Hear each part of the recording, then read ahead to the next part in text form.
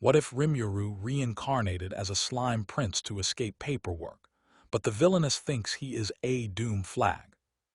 By Rimuru Edward 6. Rimuru, to escape his paperwork, takes the chance he got to escape and be a DLC prince in a game dimension, but finds out he is not the only person here who is not really a game character, and bonds with Catherina, who totally is freaking out about the doomflags his route has. Chapter 5. Jordo Stewart's POV. It started with laughter. Not just any laughter, his. I was walking the path beside the outer garden, not expecting anything out of the ordinary. Perhaps I was planning to offer Catherina some tea. Perhaps I was looking for her out of habit. Perhaps I was hoping she'd trip over a trowel again and fall into my arms so I could pretend it was fate. But what I found instead was far more unsettling. Rimuru Tempest. Laughing.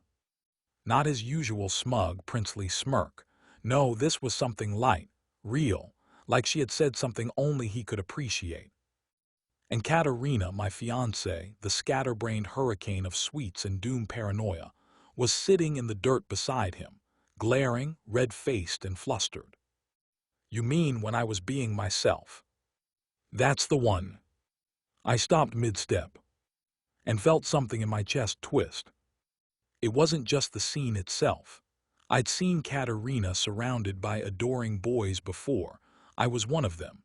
It was practically the default state of our lives by now. But this was different. She was blushing. Not from tripping, not from embarrassment, not from one of her wild overreactions, but from him. And that wasn't the worst part. The worst part was that for once she wasn't acting like her usual oblivious self. She wasn't running away. She wasn't laughing it off or changing the subject or trying to hand him a cookie to deflect. She was just there, looking at him like she saw him, like something had shifted. I clenched my jaw. No. No, no, no, no. Catherina has somehow again managed to attract another love-struck fool. But this time, it wasn't a student or a young noble with a dramatic monologue and a bouquet. This time it was Rimuru Tempest, foreign prince, enigma, threat. And worse, he's someone who doesn't just fall for her usual chaos. He understands it. And she's acting like a girl in love. I've known Catherina Cleese since we were children. I've seen her cry, pout, laugh until she nearly chokes on a muffin, but I have never seen her look at someone the way she just looked at him.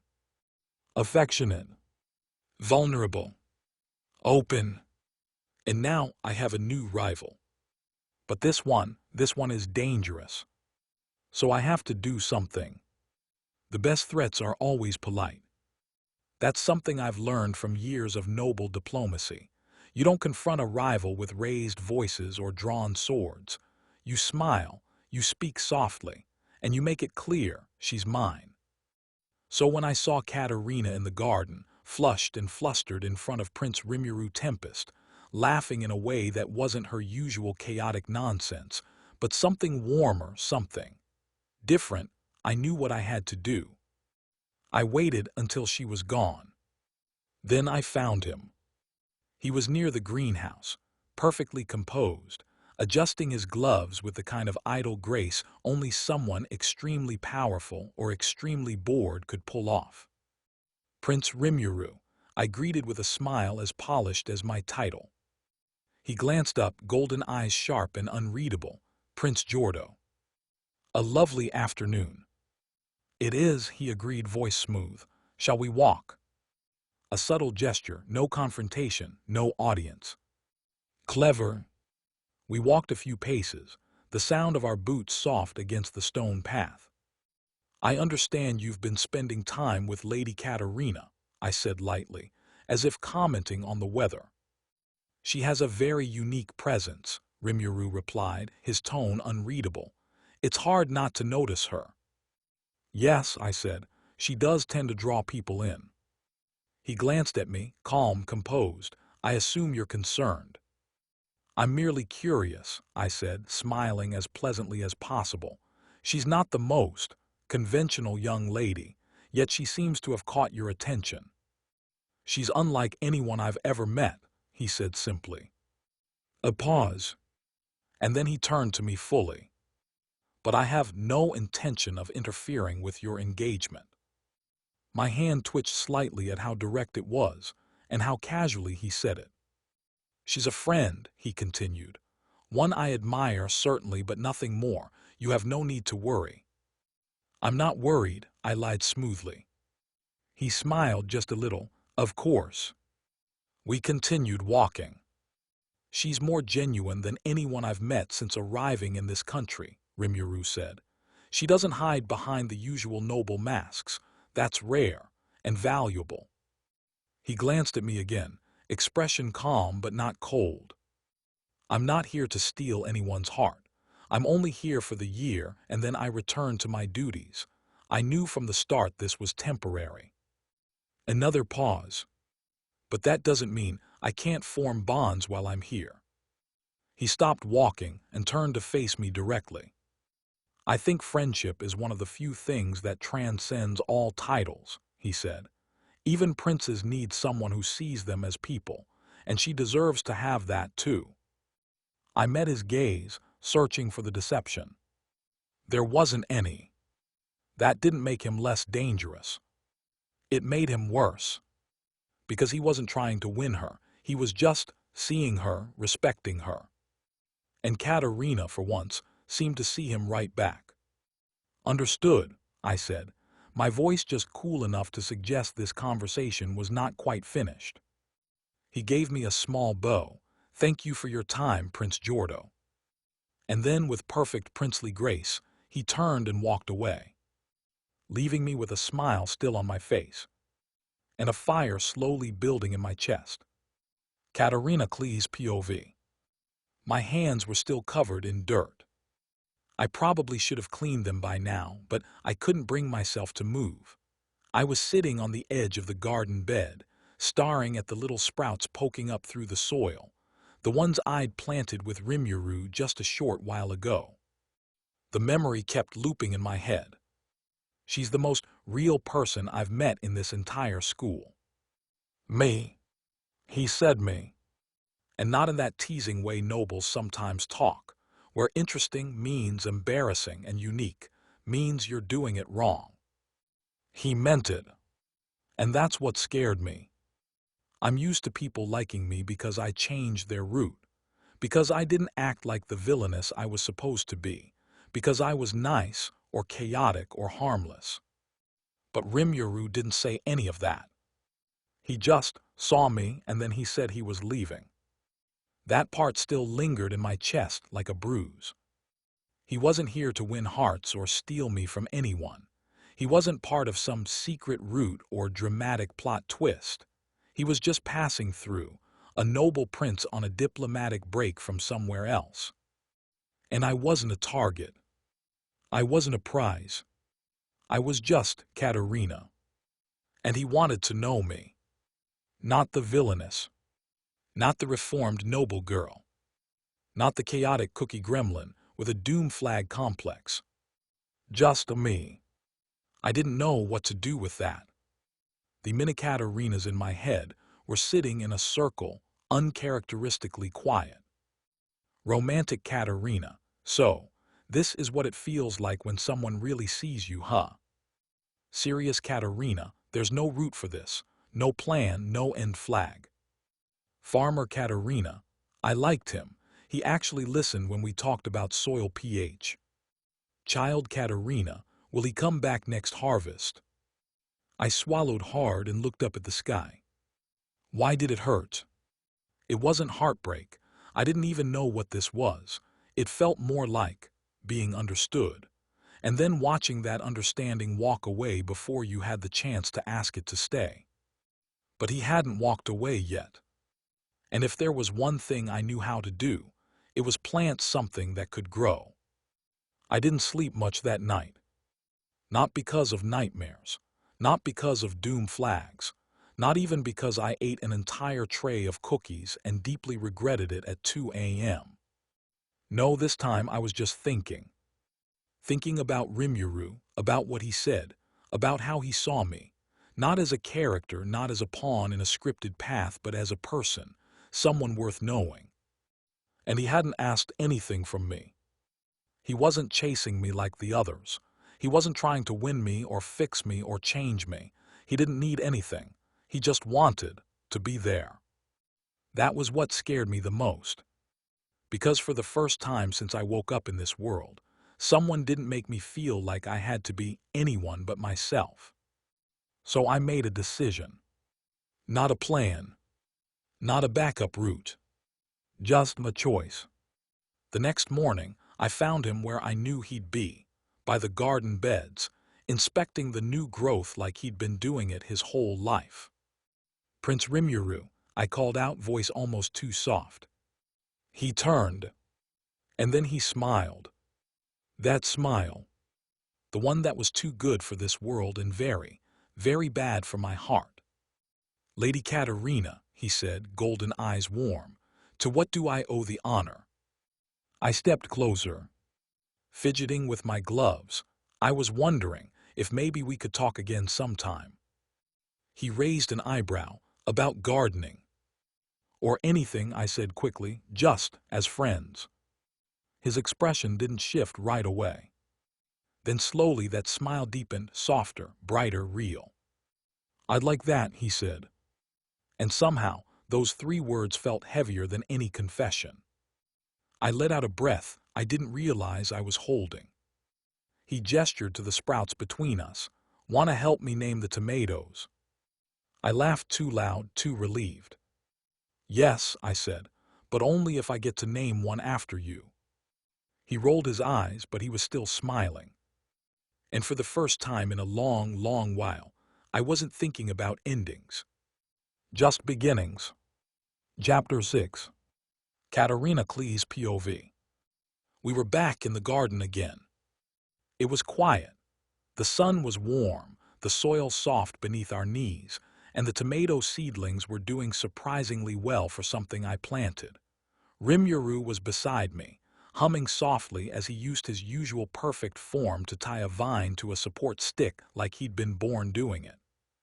I liked this version of him. Not the sharp, unreadable prince, not the cryptic, golden-eyed puzzle. Just Rimuru. He was quieter today, thoughtful, watching the clouds between tasks like he was thinking of a place that wasn't here. Then he spoke. "Catherina," he said suddenly, "have you ever wanted to go back?" I looked at him, back. He didn't turn his head, just kept his eyes on the sky. "To Earth, to see what happened to it, what you left behind." My heart jumped. Earth. I hadn't heard that name in a long time. I didn't let myself think about it, not really. That world felt like a dream, the kind you forget the moment you open your eyes. "I don't know," I said softly. "I used to miss it. The food, the shows, the internet, and my family." I laughed a little. But the truth is, though I loved my family really much, I have my life with everyone here now as well. Aside from my family, I had no big dreams I was chasing. Just school, games, snacks. My fingers curled into the soil. I didn't hate it, but I didn't love it either. And now, I'm not sure if going back would be like returning home or just visiting a stranger's place that has my old family in it. There was a beat of silence. Then Rimuru turned toward me, expression unreadable again, but not in a cold way. "In that case," he said, "would you ever want to visit my real country?" I blinked. "You mean the one from the game?" He smiled, that small, knowing smile that meant I was almost asking the right question. "No," he said, "not the game one." My breath caught. "Oh." There it was again, that thread he kept dangling in front of me. A quiet truth just barely out of reach. "You've never asked where I'm really from," he said gently. "Not the kingdom, not the title, the actual place, what it's like." "I thought you didn't want to talk about it," I said honestly. He shrugged. Most people don't ask, most can't understand. He looked at me again, right into me like always. But you could, if you wanted to. I didn't answer right away. Because I was scared. Not of him, but of what it might mean to know, to really know. To see beyond the game world. To admit that I wasn't the only one who had come from somewhere else. I swallowed. I think I do want to know. His smile softened. Then I'll tell you. I didn't expect him to actually answer. Not really. Not fully. But then Rimuru turned to me. Brushing dirt from his gloves like this was any ordinary conversation, and said, I came from a world called the Cardinal World. My brain froze. He continued like he was describing his vacation home. In the Jura forest there used to be a little goblin village. It was chaotic, kind of pathetic honestly, but I ended up helping them and from there it grew. Eventually that little village became the capital of a country called Tempest. He smiled a little. Full name, the Jura Tempest Federation. I blinked. Wait, monsters.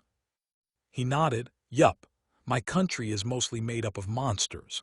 Goblins, orcs, lizardmen, wolfmen, dragonutes, all kinds. But we're very human-friendly. He said that like it was the most normal sentence in the world. We've got adventurers, trade routes, a dungeon, your standard world-building stuff. There's even a religion dedicated to me. Wait, what? Yeah, I didn't start it for the record, it just kind of happened. I stared at him, utterly lost between fascination and existential breakdown. We're a trade capital now, he added, rubbing the back of his neck. Recognized by every major kingdom in the world. Even the humans stopped freaking out once they realized we weren't going to eat them. There was a long silence. I slowly leaned back against the garden fence, trying to process what I just heard. A monster nation. Built in a fantasy world called the Cardinal World. Founded by Rimuru Tempest. Himself. Oh, I said faintly, so you're not just playing the prince. He smirked. Technically, I'm still royalty, just not here. I dropped my trowel. You're a monster king with a religion and a dungeon economy. Federation leader, he corrected gently. But yes, that's the gist. I had so many questions, so many feelings, so many little Catherina voices screaming inside my head. Serious Catherina, this explains everything. Romantic Catherina, a powerful monster lord that's dangerously attractive. Farmer Catherina, do they grow potatoes in Tensura? Child Catherina, does he have slime friends? But all I could say was, that sounds amazing. Rimuru looked surprised, just for a second. Then he smiled, not smug, not proud, just quietly pleased. I think so too. My head was spinning, and not from standing up too fast this time. Rimuru Tempest, foreign prince, maybe DLC route, maybe not a threat, had just told me he wasn't from this world, not the game world, and definitely not mine either. No, he came from a world called Tensura, where he ruled a country of monsters, managed a dungeon economy, and had a religion he swore he didn't start. I should have run screaming. Instead, I found myself asking the one question that had been clawing at the edge of my thoughts since he started speaking. So what were you before all of that? Rimuru blinked just once. Then he smiled, a smaller, quieter one this time. Before Tempest, he said, before I got this body, I was just a normal guy. He looked up at the sky, like the clouds might answer for him. No titles, no magic, no kingdom, just someone who worked, lived, and died like anyone else. He didn't say it like it was sad, just simple, honest. That's why I built Tempest the way I did, he added. I remembered what it felt like to be alone, to want a place where you didn't have to be afraid of what you were. I wanted to create that for others. My heart did something weird in my chest. I looked down at my dirt-covered hands. I think I'd like that place, I said almost without thinking. He turned back to me. I looked up, cheeks heating just a little. I mean, just to visit, someday, not as a noble lady or some game character, just as me. He didn't answer right away. Then he smiled, that devastating, too good for this world, bad for my heart smile. I'd like that, he said softly, a lot. I smiled back. And for once there were no doom flags, no roots, no strategy. Just two people, in the dirt, planting something that wasn't in the script. I thought he was done surprising me. I really did. He already told me about Tensura, his monster-filled, adventure-packed kingdom. He told me about the religion, the trade, the dungeon. He told me he used to be normal. He said I could visit someday.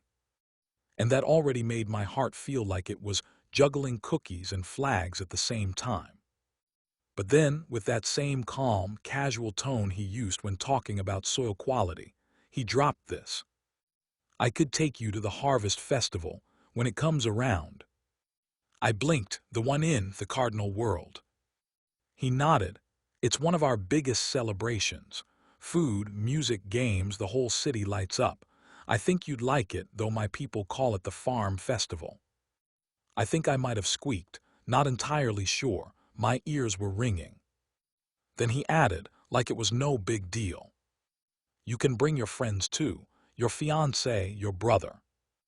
I nearly fell into the tomato bed. What? He gave me a look. What? It's not weird. I'm still royalty. Hosting princes and nobles is pretty normal.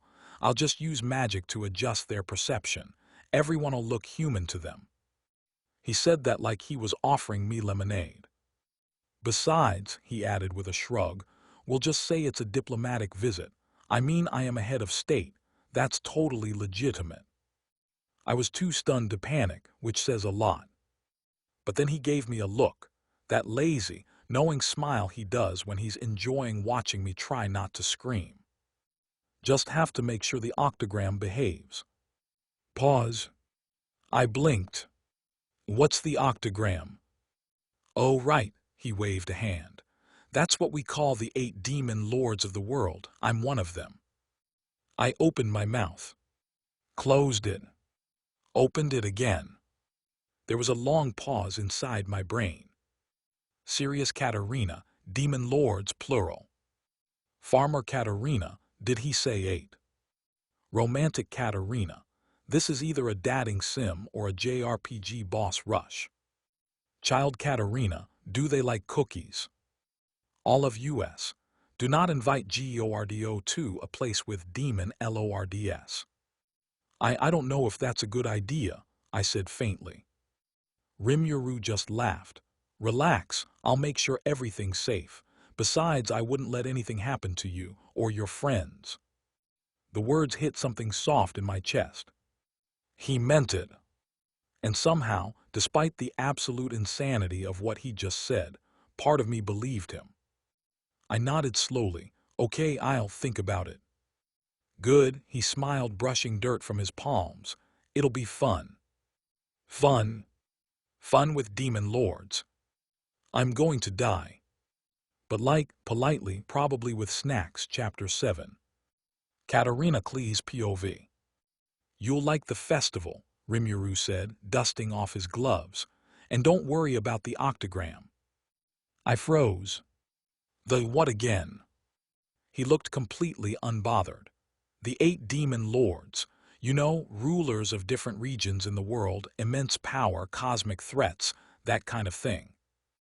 I blinked at him. You're friends with 8 demon lords. Well, sort of, he said thoughtfully. We work together mostly. It's complicated, but they're not that scary. That's when the screaming inside my brain started.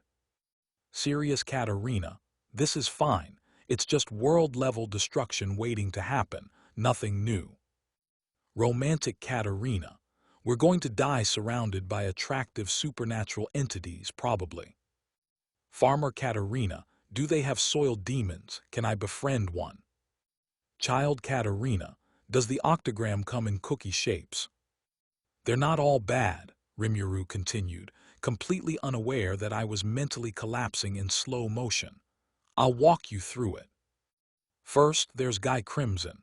Classic demon lord, red hair, elegant, intimidating, total fashion icon.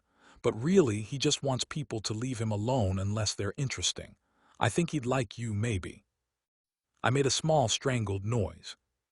Then there's Milim Nava. She looks like a young girl, pink twin tails, but don't let that fool you. She's one of the strongest. But she's also, well, imagine a sugar-obsessed child with godlike strength and zero patience. She sounds like if I and a dragon fused, I whispered. Exactly, Rimuru grinned. Ramiris is the fairy queen. Tiny, loud, always flapping around and shouting, but she's harmless.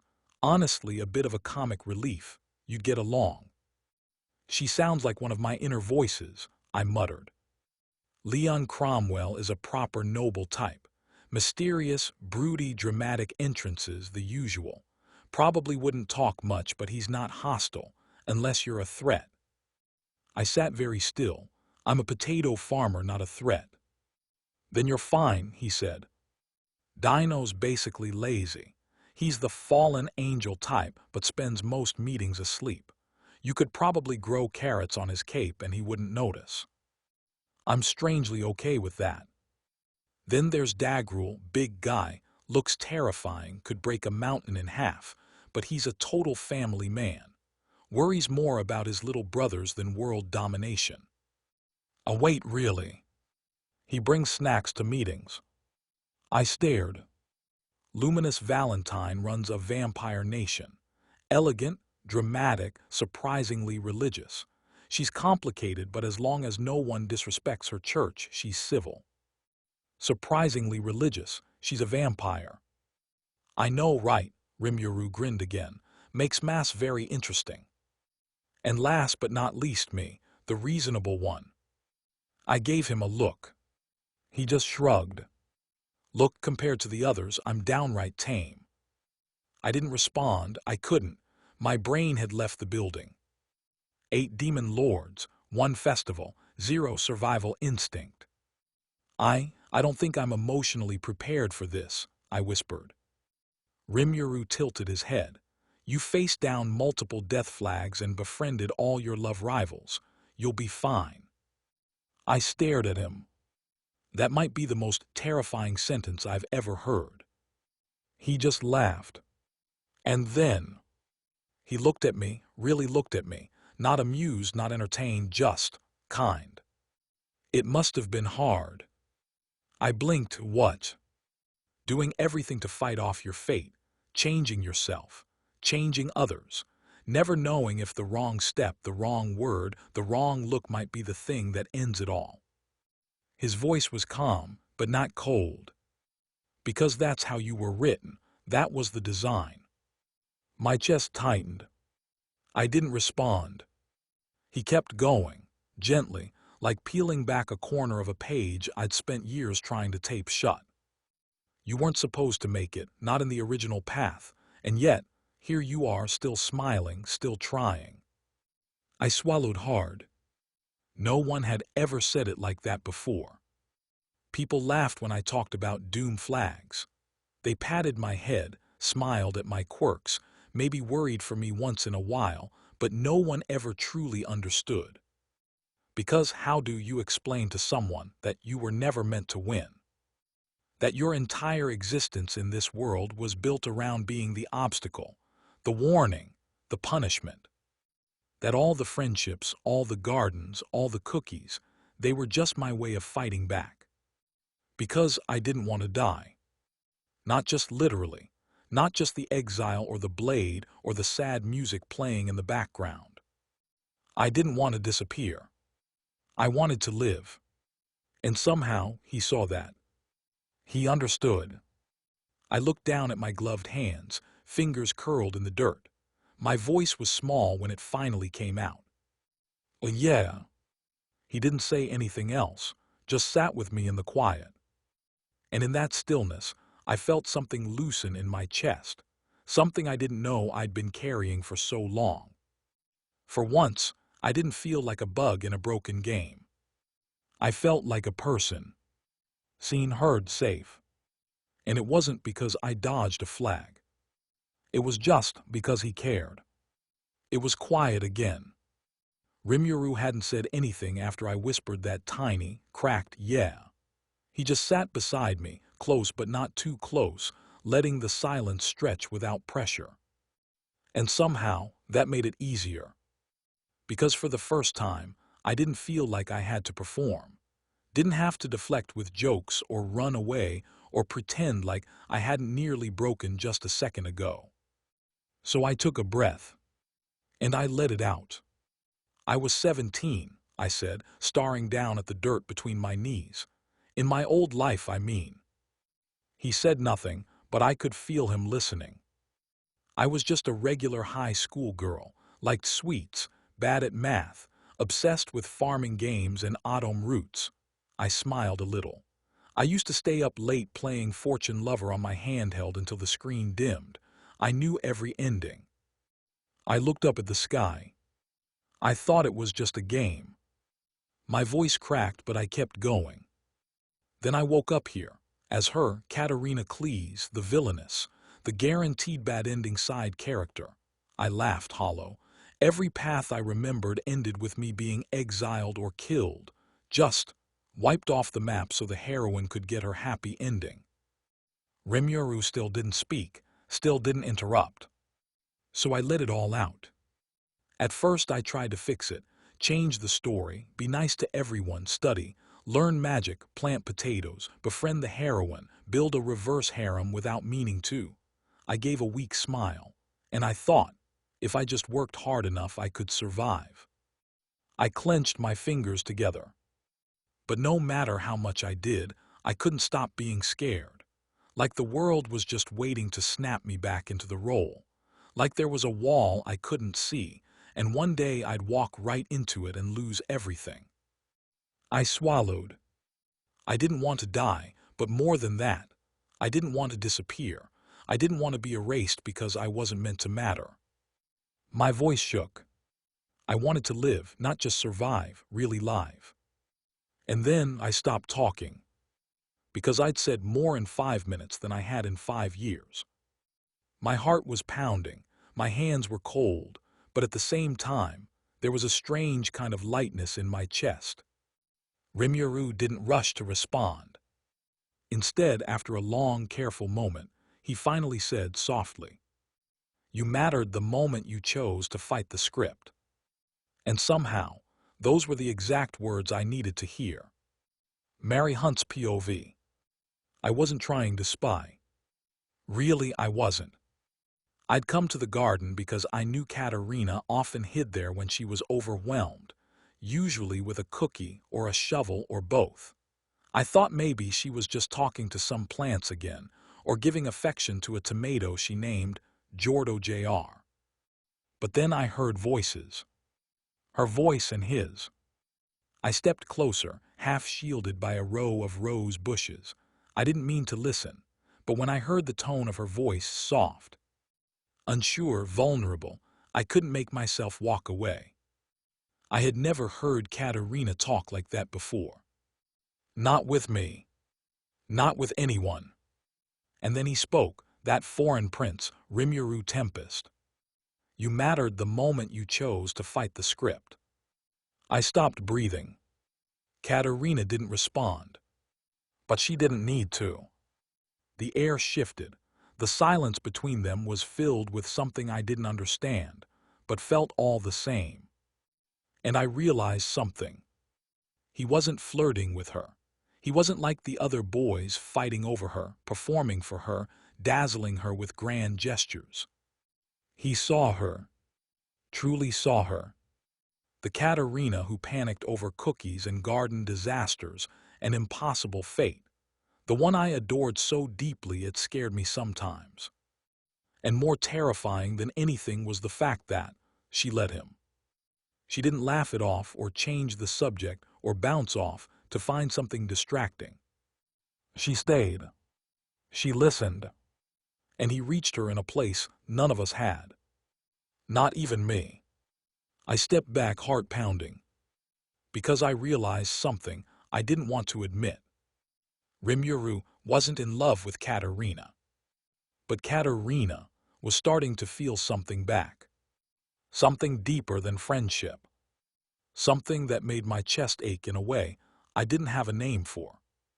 I loved her. I had always loved her. But for the first time, I wondered if maybe someone else could understand her in a way I couldn't. And I wasn't sure whether I hated him for that or admired him for it. I should have left. I should have turned around the moment I heard something I wasn't meant to. But I couldn't move. Because then he said, "But you have great friends who look out for you." I saw Catherina tense just a little. He kept speaking, his voice softer now. "You fought so hard for people who love you, even if they weren't meant to in the beginning.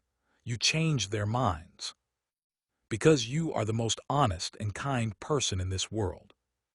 I felt my breath catch. I didn't understand all of it, what he meant by weren't meant to, or why he spoke like he was reading from some invisible story only they knew. But I understood how he said it.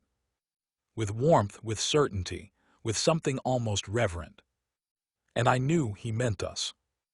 Me, Maria, Sophia, Anne, even the boys who hovered around Catherina like bees to a sunflower. He saw all of us, saw how Catherina had pulled us in, changed our hearts, just by being herself. And for a moment, I couldn't breathe. Because he was right. When I first met Catherina, I hadn't planned to like her. I certainly hadn't expected to fall in love with her. She was clumsy, loud, and completely unaware of how easily she drew people in. But she did. She didn't conquer with beauty or cleverness or power. She conquered with kindness. She loved everyone fearlessly, foolishly, fully, and somehow we all loved her back. Even if we didn't understand why. Even if we didn't know what we were supposed to be. Catherina rewrote that without ever realizing it. And now, this strange foreign prince, this Rimuru, saw that. He saw her. He said it plainly, like it was the most obvious truth in the world. And I hated how much I wanted to believe him. Because if he was right, if Catherina really had become the most important part of this world to so many people, then I didn't know where that left me. Chapter 8. Catherina Klee's POV. We sat there in the garden, just the two of us, surrounded by soft soil and half-labeled seedlings. I hadn't said anything in a while, not since I let out everything I'd been holding in for years. And Rimuru, he listened. Not like the others do, with polite nods and fond smiles. He heard me. Then he said things I didn't know I needed to hear. Things that made my chest hurt in that strange, warm way I'd never quite understood until now. You mattered the moment you chose to fight the script. You have great friends who look out for you. You changed their hearts because you're the most honest and kind person in this world. My hands trembled in my lap, fingertips stained with dirt, but I didn't move. And then he stood. "I have somewhere to be," he said, brushing off his coat. "Diplomatic duties, unfortunately. Not even interdimensional vacations are free from meetings."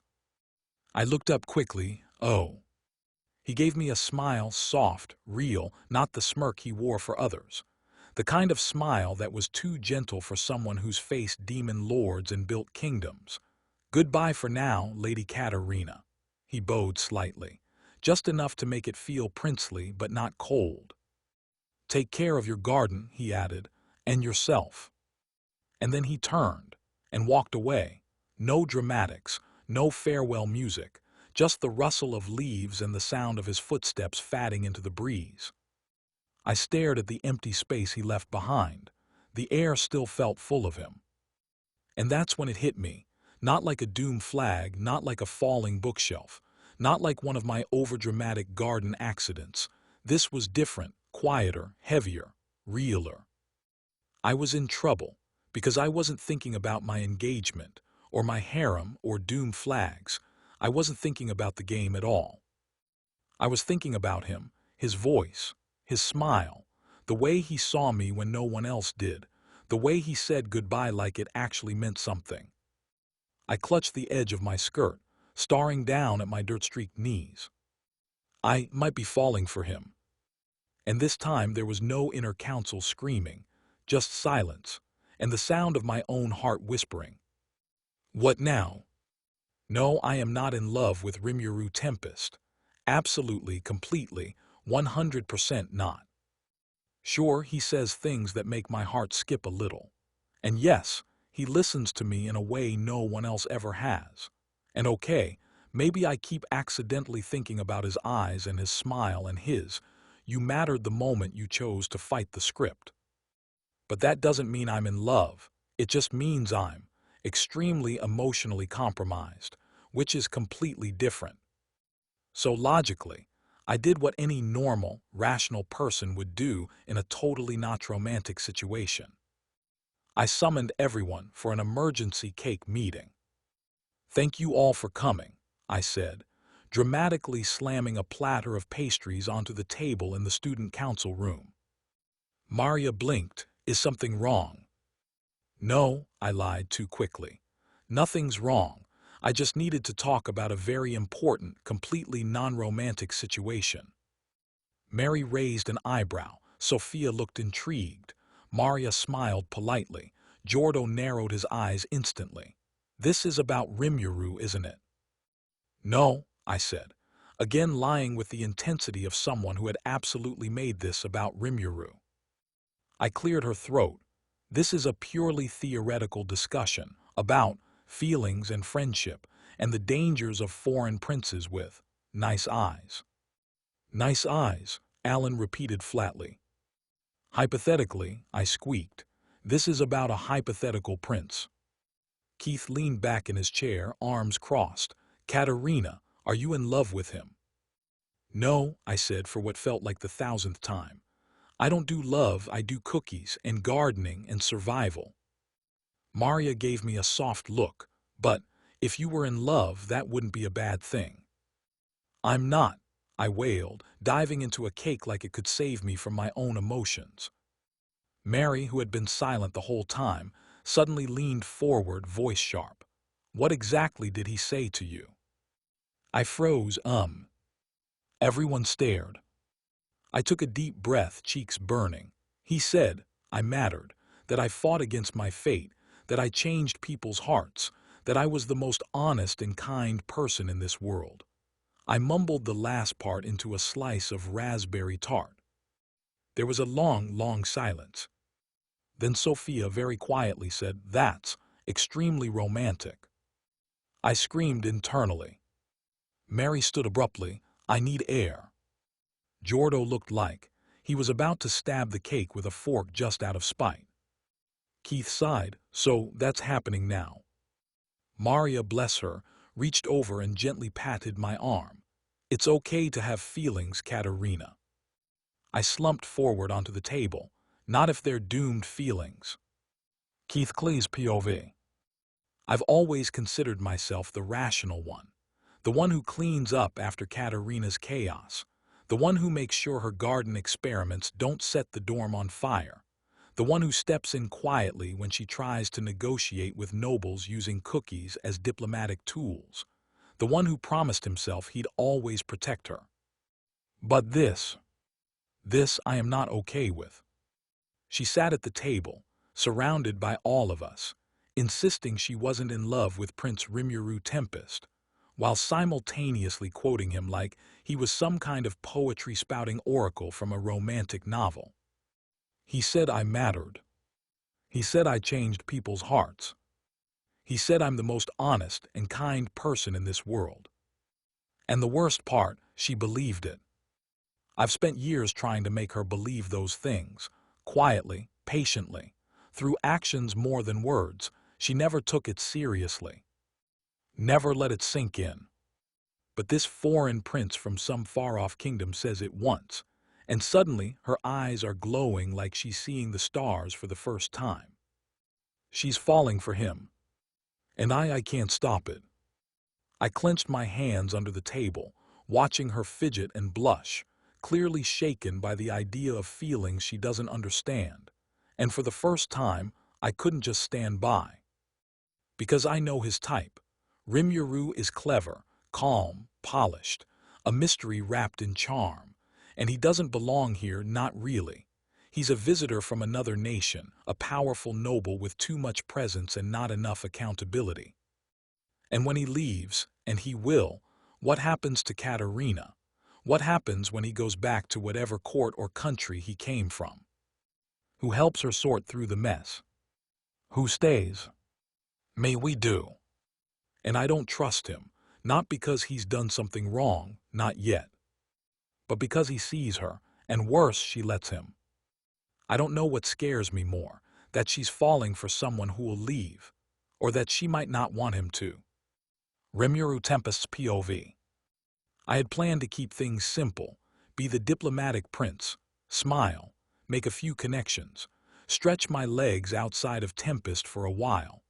Let this world play out like the script I remembered reading about, a predictable, dull, harmless. And then she broke the game. Catherina Cleese, this walking glitch in reality with too much heart and too little sense, rewrote everything, just by existing. And I watched.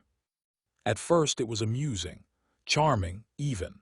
Her chaos disrupted the plot in a way I hadn't expected, a refreshing change from all the clean, pre-written paths. But now I'm getting annoyed. Because he's in the way. That adopted brother of hers, Keith, the quiet one, the patient one, the one who's always hovering too close, speaking too gently, watching me like he knows what I am. And maybe, on some level, he does. Because I can feel it, the glitch. Something in the air stutters around me as I stand in the academy corridor alone, a flicker in the magic, a pulse in the code. My eyes narrow. The game doesn't like losing control, and neither do I. I press a hand to my chest, where the magic burns too hot for what should be fire. This isn't from Tempest. It's not my slime-born magic. It's not even me. It's his. The prince this character was meant to be.